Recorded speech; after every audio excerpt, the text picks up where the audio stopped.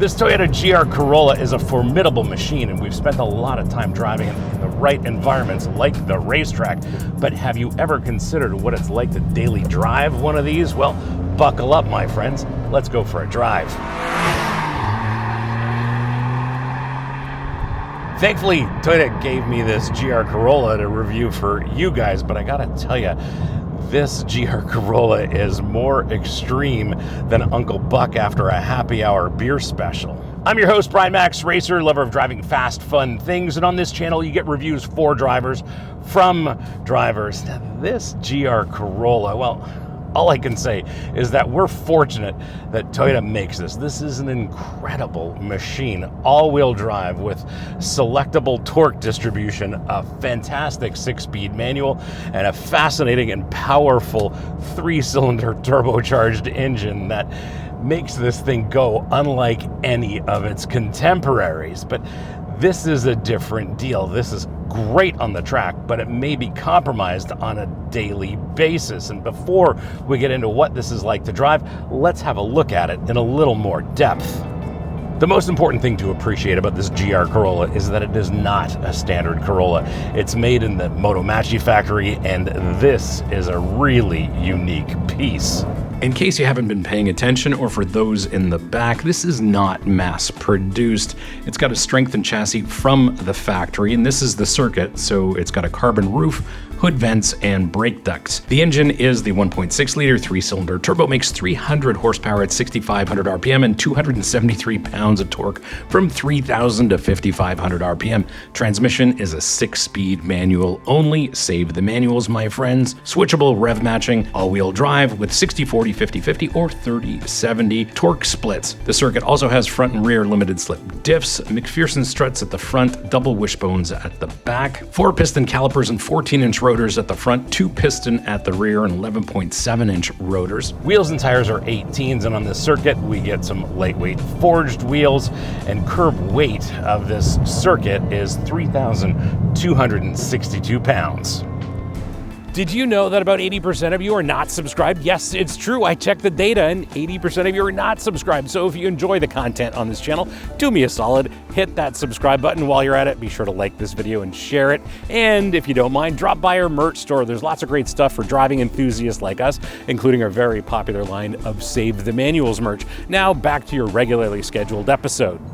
Here in the driver's seat, it is absolute perfection with one glaring omission. The seat is supportive. It's got enough bolstering to hold you in tight during some aggressive cornering. Love the steering wheel. Great relationship to the steering wheel and to the pedals. The only consideration is the pedal layout. Thing is, with the pedals, I think we've got a standard regular old Corolla pedal layout, and we've got a lot of distance between the brake pedal and the throttle pedal, and what that means is heel and toe is compromised even with my big wide skate shoes, so you can't really reach it easily. Not a big fan of this pedal layout. Yes, you could resolve this by putting some big aftermarket pedal covers on here. Given that this is not my car, I'm not going to do that, of course, and what it forces me to do is turn on the rev matching function, because half the time I cannot reliably get my foot over to that throttle pedal to give it a blip for a proper heel and toe downshift. And just in case you don't know what I'm talking about in terms of heel and toe, a link is here to video on the channel, probably the best heel and toe video you're going to find on YouTube.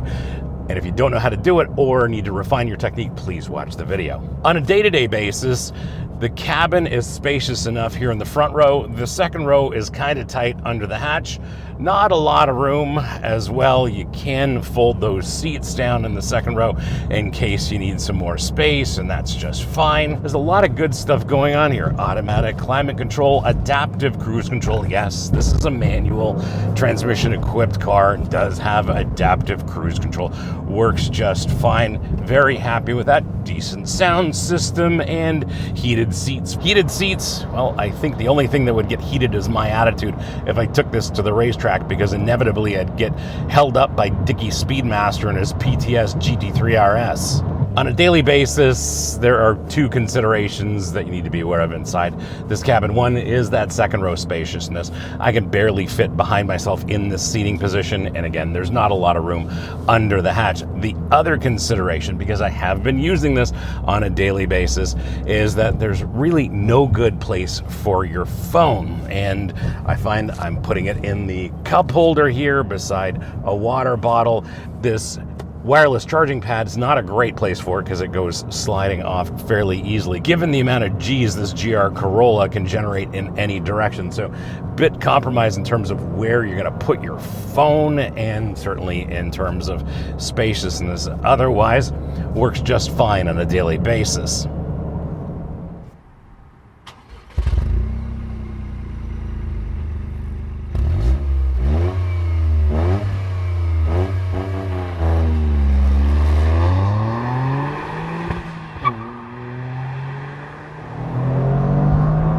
Oh yeah, it's quick, and it's real world quick for a bunch of reasons.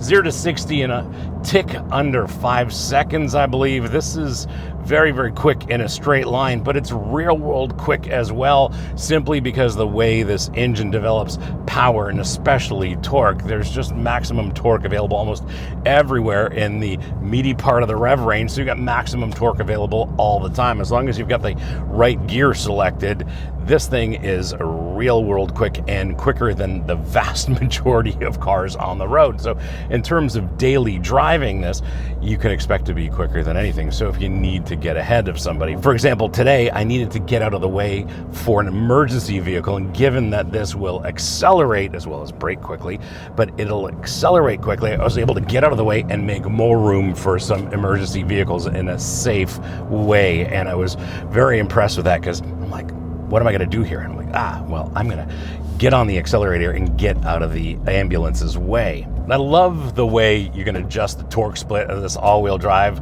system. I generally set it to 30 front, 70 rear, and I'm very happy that way.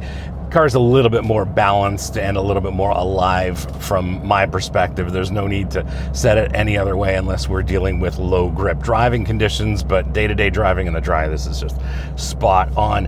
Another highlight is the way the manual feels. The gates are clearly defined, very, very easy to shift up and down the box, and this is one of the finest all-wheel drive manual gearboxes I've ever experienced. Clutch feel is pretty good. It's very easy to understand where that bite point is. Could be a little bit sharper, but this is pretty broadly appealing, very easy to use for a broad range of drivers who may be new to a manual gearbox. One thing to consider is that on hard launches, it's very easy to overwhelm that clutch, so you really don't want to do that in this car.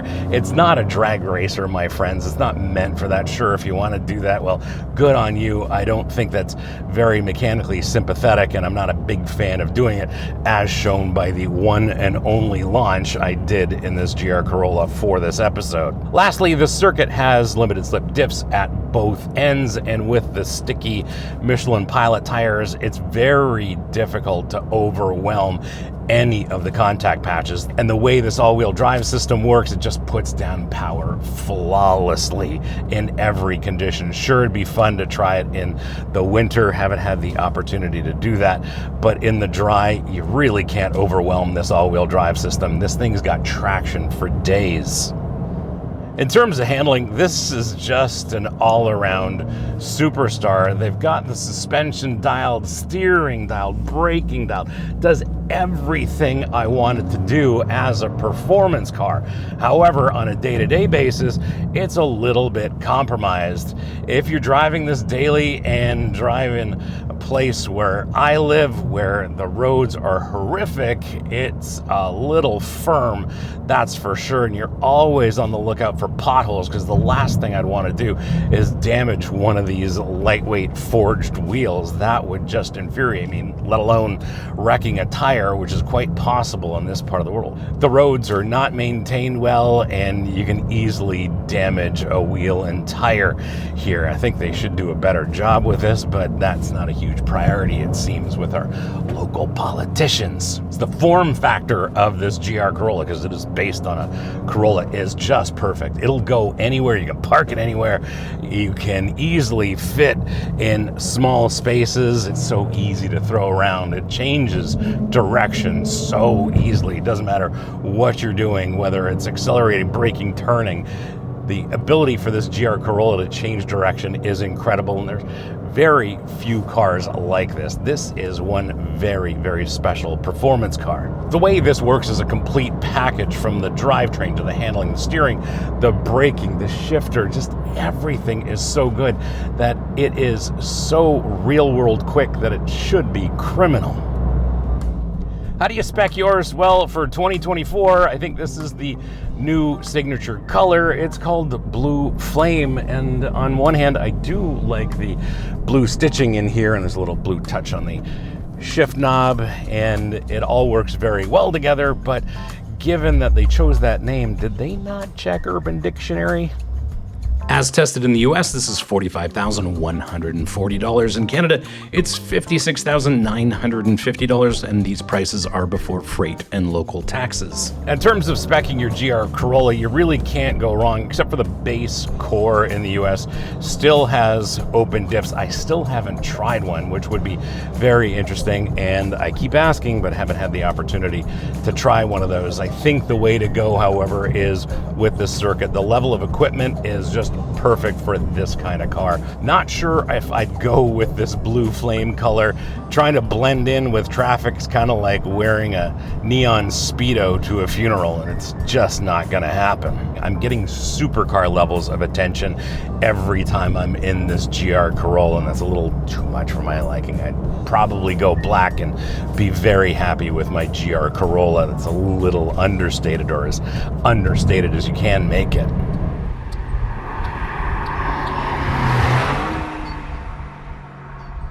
My verdict, well, let's talk about fuel consumption, because that's a real thing if you're driving one of these daily.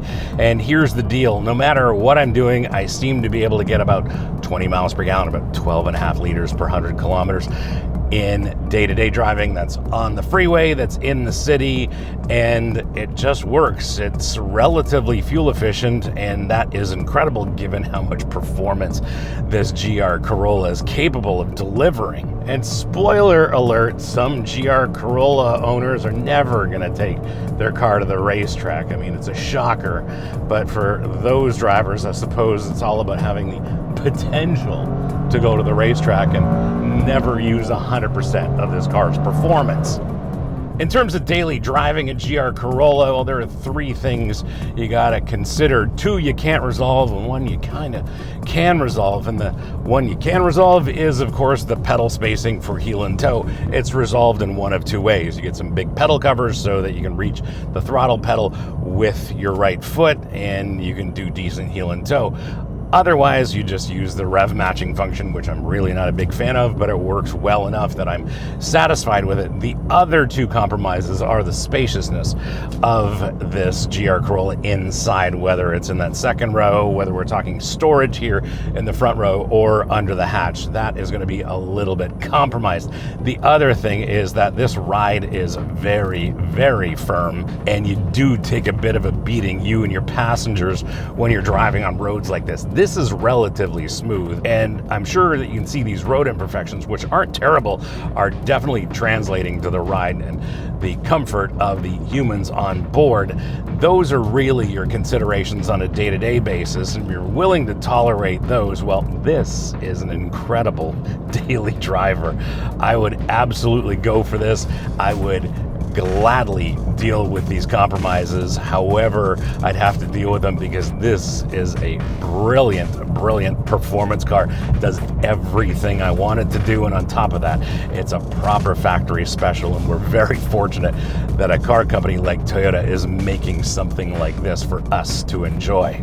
Let's face it, this GR Corolla is just one big middle finger to practicality, and I absolutely love this car for it. Thanks for hanging out with me today and having a look at this 2024 Toyota GR Corolla Circuit. Hope you liked this episode, and if you did, you're not new. You know what to do. Smash the subscribe button, turn on your notifications, like this, and as always, sharing is caring. So please share this with your friends, especially on Reddit, because on Reddit, they really need to see reviews for drivers from drivers. If you have any questions or comments, please leave them in the comments below. I'll get back to you as soon as I can.